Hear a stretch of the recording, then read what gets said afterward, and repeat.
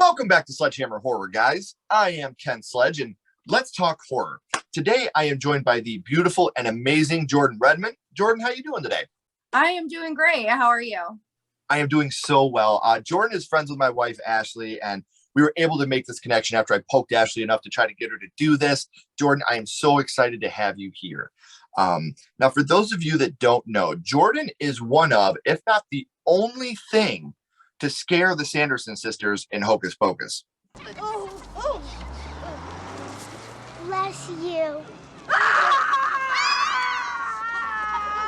Now, Jordan, we talk about this moment all the time with our family. This is a it's a moment from the movie that's stuck in a lot of people's heads. It's an earwig type moment.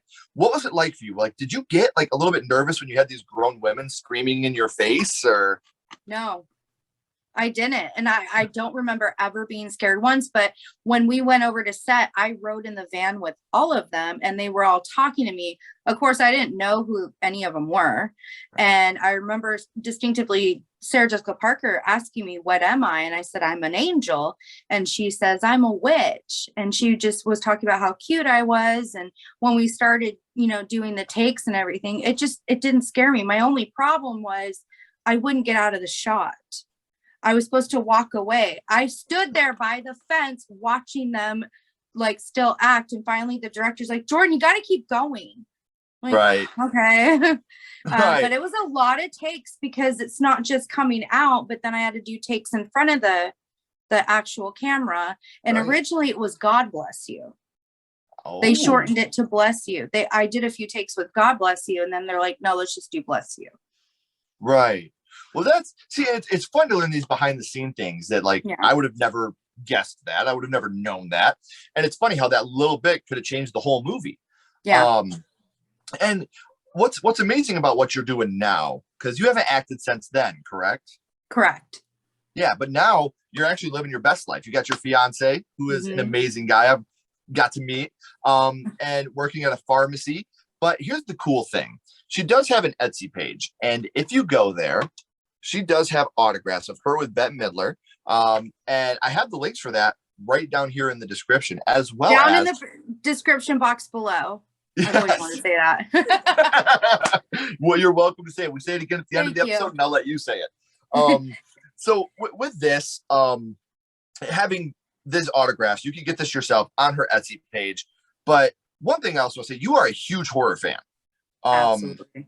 And this is something that we've been talking about a lot, and how much horror means to you. Now, before we get into your first horror movie, I got to get your opinion on something.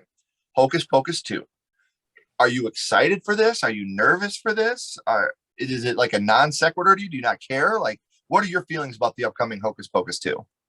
Honestly, I'm nervous for it because I feel like they aren't catering to the fans. However, we don't know the full ins and outs of the plot, but so far, looking at the cast listing, I'm so excited for Doug Jones coming back as Billy Butcherson. But you want to see like Thora Birch as Danny and Omri Katz again as Max, and you want to see those characters. And I feel like they're not going to fulfill the audience with that, and that's what the fans want. But it'll be interesting to see a whole nother story. Like, I'll definitely watch it, but I'm just worried for it. Sure. And I feel the same way. I would like to see those, even if they just have like a little scene here or there, because Thora, I mean, she just did The Walking Dead, so it's not like she's out of, you know what I mean? I know Omri's not really acting anymore. He has his hair salon and he's doing all that, but Thora's still acting. She did amazing on The Walking Dead. When I seen her on there, I was like, oh, Max likes your yabos. Yes, I know her. So it's, I would like to see that little bit of fan service, even if it's just a little cameo in the movie, like at the end, they come back for something. I would love to see that fan service. And like you said, we don't know. Something like that may end up happening. So I'm good to know that you'll still watch it and you'll still be a part of that. Oh, yeah, definitely. It's funny, when this movie first came out, it was not the box office smash that we all think it was. No. This movie did not do very well, but because how amazing this movie is, the cult following is just amazing. And, we went to Salem in October for Halloween. Ashley and I, we went there together, and just watching how much everybody there appreciates Hocus Pocus and the love that it gets. I'm not even a part of it, and it's breathtaking for me. you know, like watching what you guys created. And, oh, I had a little part as an angel. That's a huge part of the movie that everybody remembers. Everybody laughs at that part, you know, like everybody, because the reaction. I laugh at it. Well, I mean, and you're so sweet when you say it. It's funny. Yeah. Well, when she starts screaming, I laugh at it because I kind of forget, oh, that's me. You know, I go, oh, that's really funny scene. If, you know, now that I look at it, but I didn't even know how popular it was until just a few years ago when I started joining, like, you know, Twitter and Instagram. I saw social media was blowing up, all the merchandise coming up. They now do dog toys. Sanderson sister dog toys on Chewy. Like, that's a huge deal. And I just didn't realize that it was that big. So I've grown to appreciate it, because I didn't talk about it a lot growing up. Not in my teen years, not in my young adults. It's more now that I'm talking about it. And it's almost 30 years later. Right. And it's an appreciation thing, you know, because that's something that no matter whatever happens, Ashley's favorite movie of all time is Hocus Pocus. She's obsessed with it. So having you as a friend now is something that swells her heart. And when I get to see my wife be that happy over something, it's amazing to me. And you've made her dreams come true just by being friends with her, you know, because we watched this movie as a kid, you know, all the little girls seen you and we're like, oh, that's so cool. I wish I was doing that. And that you're her, you know, we're friends now. So little things like that mean so much to people. And you know, is Hocus Pocus a horror movie? No. But is Hocus Pocus a gateway into horror for children? Absolutely. It's a good way to start them, because there are plenty of scenes in that movie, whether it's Billy getting his head kicked off, whether it's, the cat getting hit. Sorry, my dog got hit by a car recently. When you get Binks getting hit by the car, you know, there's so many scenes in this that are dark, when the witches get burned alive. So, I mean, even the hanging at the beginning is dark. You know, so this is a good gateway movie for kids that are getting into horror. Ashley and I just recently did a top 10 horror movies for beginners, like family-friendly horror movies. And Hocus Pocus was both our number ones, because we really feel like that is the perfect family-friendly horror movie. Every single year on Halloween night, we watch Halloween 3 Season of the Witch, and we end the night with Hocus Pocus. That's our Halloween every single year. That's how much that movie means to the Sledge family. Aww. So thank you for being a part of the world that influences our family so much. You're very welcome. What we do for the whole month of October is we only watch horror movies. So now that October's over, it's kind of weird going back to like normal movies, like dramas. I'm like, okay, well, we should still stick another horror in there. Right. Yes, we have so many. I'm with you. I'm totally with you. Well, Jordan, we know what you're doing now, and I appreciate what you did in Hocus Pocus, but I want to take it back a little farther than that. I want to go really back to the past, and I want to talk about what got you started in the horror genre. Your first horror movie, and your first horror movie was Child's Play. Look at that beautiful set. And it was Child's Play. Oh, that is so cute. We got our little good guy right here joining us. Where Child's Play was your first horror movie, that is my favorite horror franchise. I think that it's the best, hands down the best. So do you remember, Jordan, how old you were the first time you had seen Child's Play? I do. I was 3 years old. What a star. I really got to watch whatever I wanted, or watched what my dad was watching. And I think he saw the name Child's Play and thought it would be okay. And I was fine up until, you know, Catherine Hicks is going to throw him in the fire, and he starts screaming at her and bites her. I said, talk to me, damn it, or else I'm going to throw you in the fire. You stupid bitch, you filthy slut! Did you fuck with me? That's when I flipped out. And it was it had to have been 1989, like right when it came onto VHS. So I had nightmares for quite a few years until I believe it was Child's Play 2 was on TV. And I sat and watched it. I was probably 9 or 10. And I'm like, I like this. Yeah. So then I started following it more and watching it, because I remember being a younger person, maybe even 4 or 5. My dad would take me to the video store, and I'd see the cover of Chucky with that knife with like the red squiggle, and I wouldn't look at it. I would turn away from it. So then I started getting into it, and Bride of Chucky was coming out in theaters, and one of my friend's moms took me, and I was hooked again. Like Bride of Chucky gets a lot of hate thing that it shouldn't get. Bride of Chucky is such a good movie. I love it. If you take out the two main characters in it, they're kind of annoying, the teenagers. Yeah. But, you know, all the Chucky and Tiffany stuff is phenomenal. I love that movie so much. It's my favorite because it's the first time you get to see Chucky interacting with an adult that's not scared of him. Right. That loves him.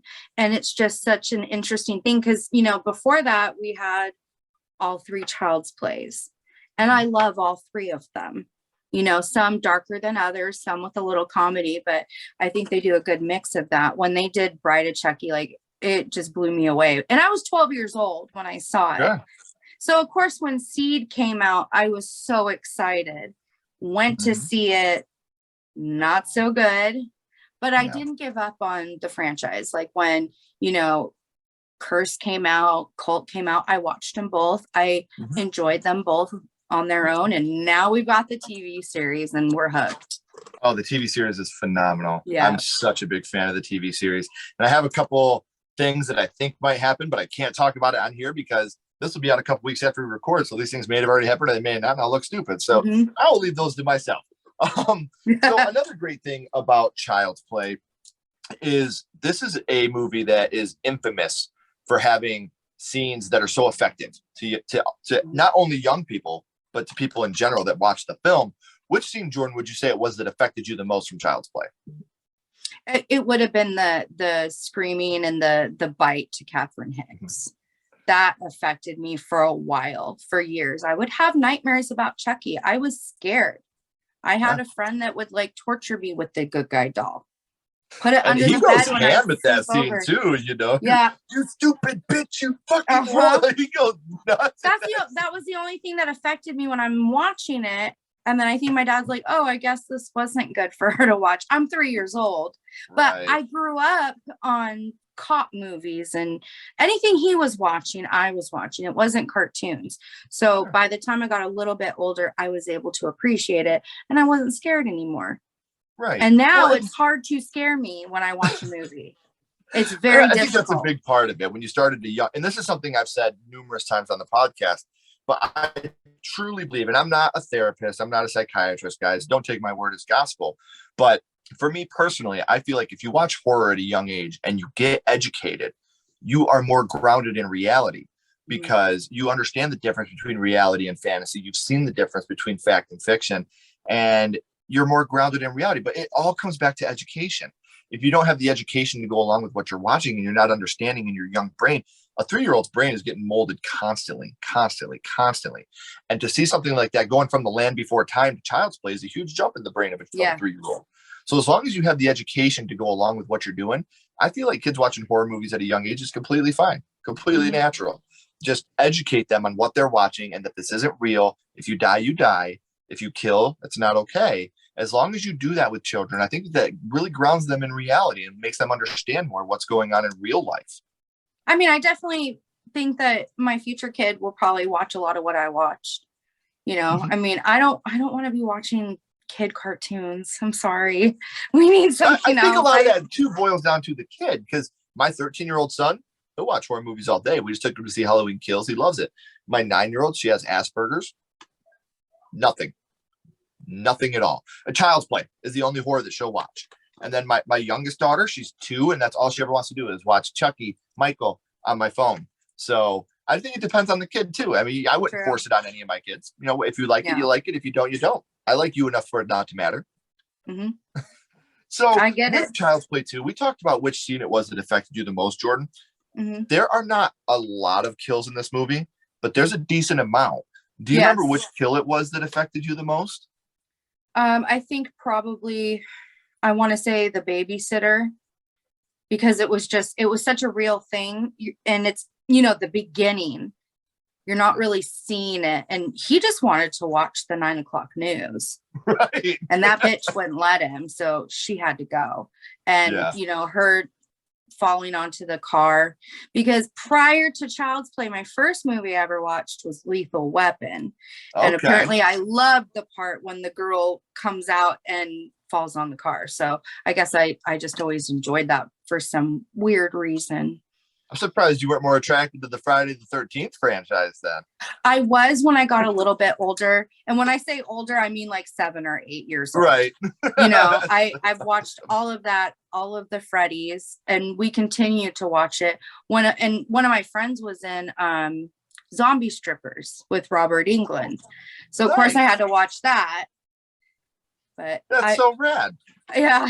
Working with Robert Englund has to be a dream because that guy, he's just so charismatic, and he's the reason I feel like the Nightmare on Elm Street remakes fell so flat because you look at Chucky, it was always Brad Dourif. You look at Michael Myers, it was always him. Jason, it was always him. Even though there was someone else under that mask, it was still always him. Freddy Krueger was Robert Englund. That's it. And so you recast him. Yeah, I didn't watch the remake for years, for a decade. Only my fiance got me into watching it, and I can appreciate it now. It's its own separate thing. I really appreciate the story and everything that goes on, but I do have to get past that it's not Robert Englund because he's our icon. Like he's a big deal in our house. Oh, and the guy that did it didn't do a bad job.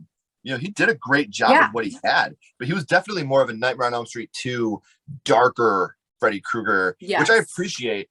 There's certain things I have to say about the remake, but I won't say that here because right now it's about you, not me.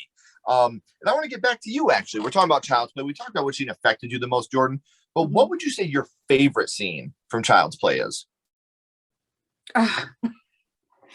So it's small, but you know, he's already has the burn on his face from that lighter in the car. He's in the elevator, and the old couple's there, and the old lady's like, oh, somebody lost their doll, ugly doll, and like the elevator goes up, he's like, fuck you.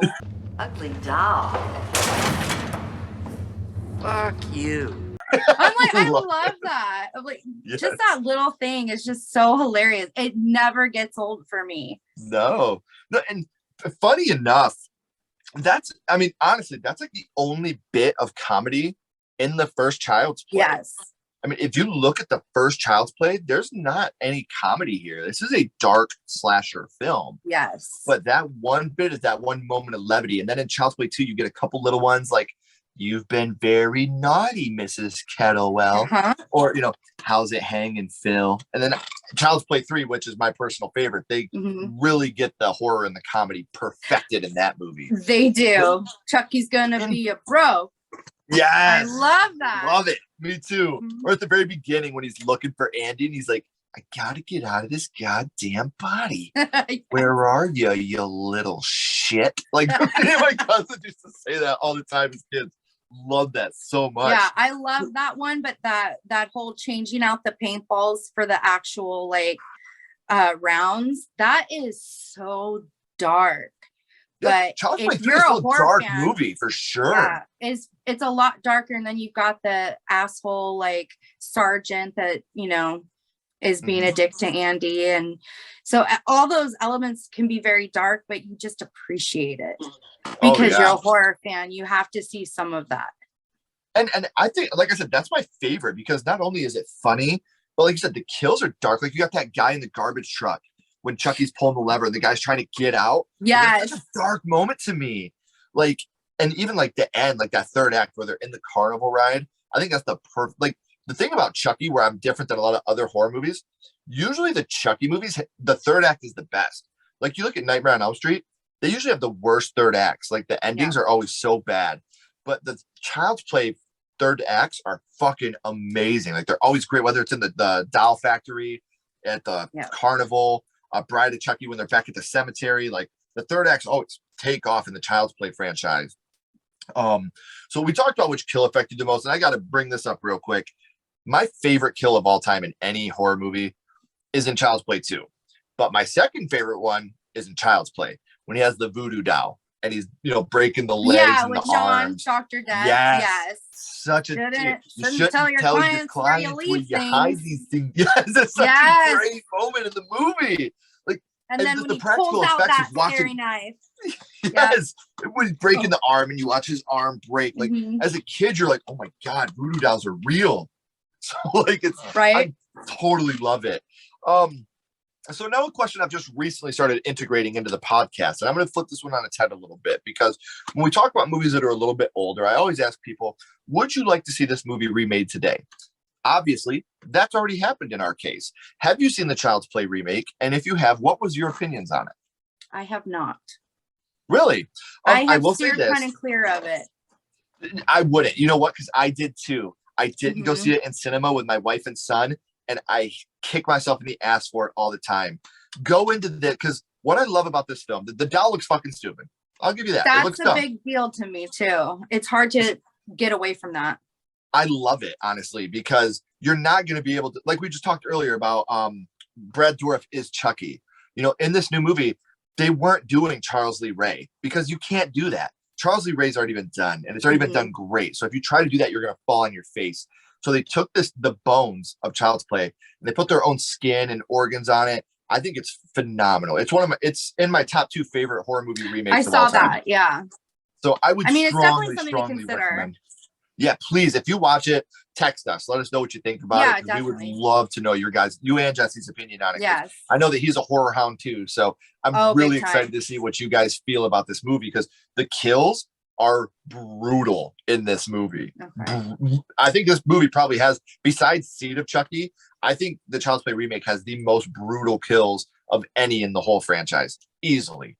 And it's weird to say, but like, I love that, because like I said before to you, I'm very desensitized to violence and those kills. It's really hard to scare me nowadays. I can tell you what scared me recently. It's only one movie that scared me recently, like got under my skin. And I do the jump scares when we're watching movies. I'll scream, but I'm over it. You know, I'm not scared. But I'll tell you, I saw Hereditary, and of course I had to buy it on Blu-ray after, and we watched it. Don't say the spoiler on it though. Don't say the spoiler. No. Yeah, I have it on Blu-ray. It's very good if you want to be scared and feel weird. Like, it was phenomenal as a horror movie now. It makes me absolutely disgusted that Toni Collette didn't even get Oscar nominations for that movie. The dinner scene alone, I get little emo goosebumps every time I think of that dinner scene. Like, she's such an amazing actress, and her performance in that movie is second to none in movies that I've seen. I'll tell you this, the only other movie in the last 10 years that has scared me, I watched it at like 1 o'clock in the afternoon as well, is a Shudder original called The Dark and the Wicked. That movie got me, oh my gosh, it scared the hell out of me. I was done with that movie like I said, it was like 1 in the afternoon. It was bright out. I'm going to have to watch that, because I you guys have Shudder? Scared. Have what? Do you have Shudder? No. Oh, you guys got to get Shudder. It's like, you can get it through Amazon Prime. And what it is it's just like Prime or Netflix, but it's all horror movies. And they got all horror originals. They've got all horror, like the Creepshow TV shows on there. But they also do like the old, like they got Texas Chainsaw on there. Like it's thousands of hours of just horror for $5.99 a month. I would strongly recommend you guys get Shudder. I think that you would appreciate it so much. Yeah, SHUDDER. Make sure you grab up Shudder. I promise, Jordan, you and Jesse will love it. So now we talked about Child's Play. That was your first horror movie. Now I'm going to throw a little curveball at you. My friend Ghostface here has a question for you. What's your favorite scary movie, Jordan? What is your favorite horror movie of all time? Okay, so I'll say, because it's classified as a horror movie, and I bonded with Jesse, my fiance, over it, but to me it's not a horror movie, is Devil's Rejects. Okay. The music, the story, the actors, it's in the 70s, and you know, it has scenes that get to you, that kind of get to your stomach, but to me it's a normal movie. Like, it's not scary. I enjoy it. He enjoys it. We bonded over that. We bonded over horror when we first started dating. So I always go back to that one, or if not, Candyman. Yeah. See, those are 2 perfect choices. And it's amazing how a movie can mean so much to you because of certain things. The very first date my wife and I went on, we went to see War of the Worlds, the Tom Cruise movie. And I totally call that a horror movie. People, that's science fiction. Fuck you, dude. If that shit was happening, I'd be shitting my pants. That's horror. Horror to me is the hardest genre to lock down. If it's a comedy, make me laugh. If it's a drama, make me feel. If it's sci-fi, have something to do with space. And I'm probably going to call it a sci-fi movie. But you can't say, well, a horror movie has to have death. Bambi has death. You know, you can't say a horror movie has to have scary moments in it. Fucking Large Margin, Pee-wee's Big Adventure might be the scariest thing I've ever seen in my life. You know, so like to me, to say this is a horror movie is the hardest thing to lock down. It's the most objective genre, because one of the scariest movies I've ever seen is I can't think of the name of it now. It's got Jake Gyllenhaal. The World's Coming to an End. The day after tomorrow. That's one of the scariest movies I've ever seen. That movie scares the hell out of me. Oh, those are natural disaster movies to me. Are the scariest. I stay away from them. Like Jesse convinced me to watch 2012 just because it looks so great on Blu-ray. So I watched it, but anything like that, I can't watch because it's so real to me. And the it's out of our felt. control. Yeah. I can't do it. I stay What away. are you gonna do in that situation? Crack open a beer? Well, it was fun. Yeah. What else That's all you do? can do. Like it just freaks me out. So I stay away from that. That does get under my skin, but you know, everything else, actual horror movies don't really scare me. And I'm not really into like the shock horror movies where they're just trying to be disgusting with their kills just to be that. I enjoy the stories a lot of times, even like the old Friday the 13th with Corey Feldman, you know, that was funny to me and I enjoyed it. Like I've watched all of that because I want to give everything a chance and say I've seen it, you know, and I can't go without horror at least once a week. We watch something. That's just our thing. And Always. we love it. We try to marathon movies, and right now we're actually, by the time this is aired, it's probably, you guys probably have already watched it. Me and Ashley are right. We're doing a new thing called Versus. And what it is we're comparing a remake to an original, what we like more about the original, what we like more about the remake, and our final verdict on which one we like more. And the first episode is going to be on It. So that's probably already dropped by now, but we'll be doing if it's not dropped by now, it'll be dropping soon. It's called Versus. Our first episode will be on It. The second one will be on Evil Dead. And the third one will be on Child's Play. So I hope you guys enjoy that new series. Let us know what you think of it. Yes, now, Jordan, definitely. Yeah, for sure. Before I let you go, though, I got one last question for you. We're going to go back to We're going to go back to Child's Play. And we are going to be ranking this on oh, no, we can't do that yet because I got to ask you one more question before I ask you that. Since we're talking about a franchise, I have to ask you, which is your favorite one in the Child's Play franchise? Bride of Chucky. Is that your favorite? I just love everything about it. It's not, to me, I like the balance of comedy and horror. To me, it's like a story. It's kind of like a love story, you know, and I remember watching it at 12 years old in the movie theater in 1998 and just being in love. Yeah. And I couldn't stay away after that. There's a lot of the meta comedy in that movie that really, really lands for me.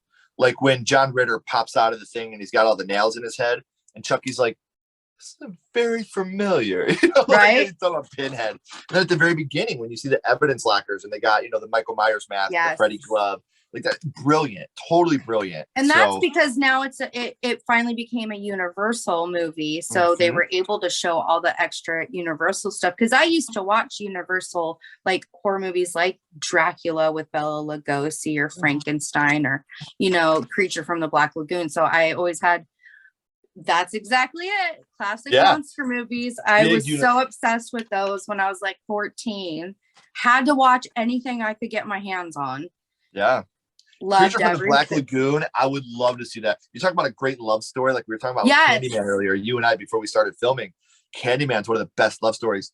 Creature from the Black Lagoon is a fantastic love story. Fantastic love story. I have to agree with that one. Absolutely. I would like to see that remade. Me too. Look at what Lee Winnell just did with The Invisible Man. Imagine Lee Winnell taking the reins on the Universal Monsters and doing, like, you know, the Phantom of the Opera. I mean, I guess Frankenstein, Dracula, the Wolfman, they've been redone so many different times. I'd like to see the lesser known ones like the Phantom of the Opera, the Creature from the Black Lagoon. I'd love to see them get a modernized remake that we could actually, you know, bring them to the forefront like we did with the Invisible Man. The Invisible Man was great.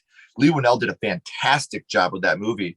I would love to see the modernization of the Creature from the Black Lagoon, the Phantom of the Opera, these other Universal monsters that don't get the credit, like your Dracula, your Wolfman, your Frankenstein, Frankenstein's monster.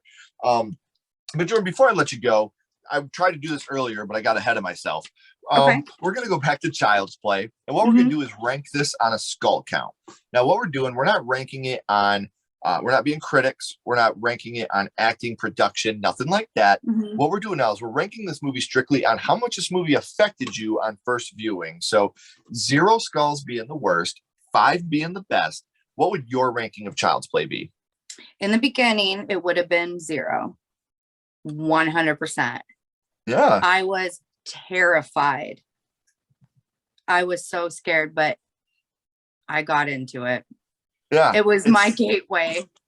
Yeah, for sure. And it's funny because now we're older and like you said, we're desensitized, but that first Child's Play movie is fucking scary. And like, dark. Yeah. Like it's a scary movie, man. So Jordan, I cannot tell you how much I appreciate this. This has been a blast for me, and getting not only having you on the podcast, but you know, befriending you, and this has just been amazing for me. I hope to continue to stay in contact. I'd love to work with you again in the future. Don't go anywhere though. I got a couple more questions for you. Sure. Everybody else, all her links are, you want to tell them where they're at, Jordan? They are in the description box down below. So make sure you're following her. Check out the Etsy page so you can get your autographed picture of her and Bette Midler together. This is so fucking dope, and I love this. This is going to go with our Hocus Pocus stuff that we leave out all year round. So make sure that you're following her on social media. Oh, absolutely. Ashley freaked out. My own personal photo that I was able to blow up because it's only like a small 4x6, and I was able to crop out the security guards that were around her. But it's the only picture I have from set. Like, you know, my mom didn't take that many, and she had me go ask Bette for the picture.